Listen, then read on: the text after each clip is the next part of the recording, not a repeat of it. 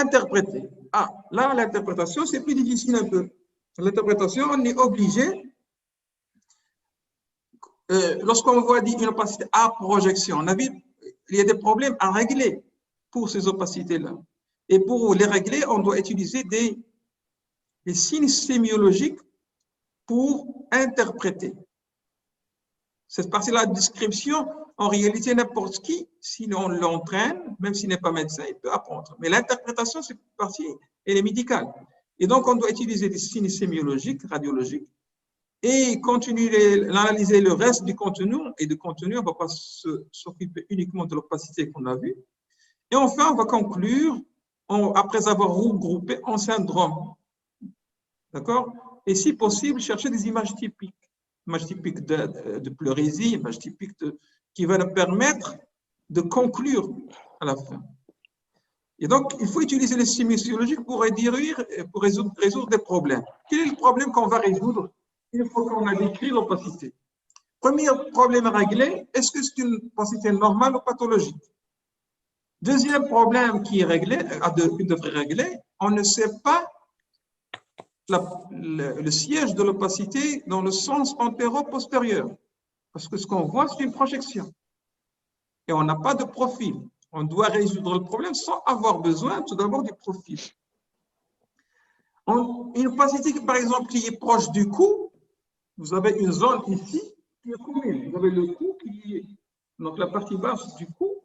Donc on sait que entre la clavicule et la première côte en haut, c'est un fait qui est incliné. Donc vous avez une zone commune qui va se projeter du cou, qui va se projeter dans le thorax.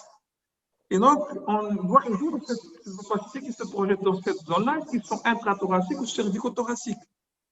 Puis les anomalies qui se projettent au contraire, au-dessous, en bas. Vous vous rappelez qu'on avait dit que dans l'air hépatique, il y a une projection d'une partie du poumon. Oui. Qui existe dans quelle partie de cette partie du poumon? Dans le cul-de-sac? Le lobe inférieur. Lobe dans inférieur. Le cul-de-sac? Postérieur. Costodéphalotique postérieur. Donc, il y a une partie du poumon qui est dans l'air hépatique. Vous avez l'opacité hépatique, mais en réalité, vous avez du poumon là-bas.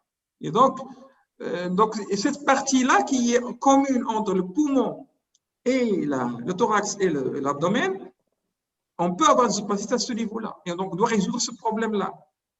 Puis, lorsque vous avez une opacité qui est périphérique, ou bien qui est proche du médiastin, soit périphérique, soit proche du médiastin, on doit savoir est-ce qu'il est parenchymeteuse pariétale, on ne sait pas, est-ce qu'il est proche de la paroi, ou bien est-ce qu'il est pleural, ou bien est-ce qu'il est médiastinal ou parenchymeteuse. Donc, les zones frontières, c'est les zones frontières. Donc, ça, c'est les zones frontières. Là. Donc, quelles sont les frontières qui posent problème?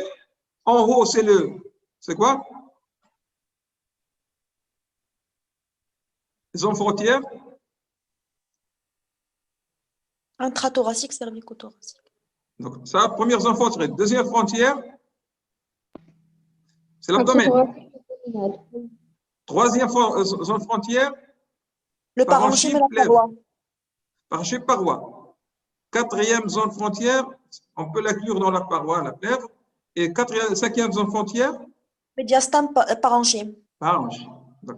Et pour chacun, on a des signes sémiologiques qu'il faut connaître pour faciliter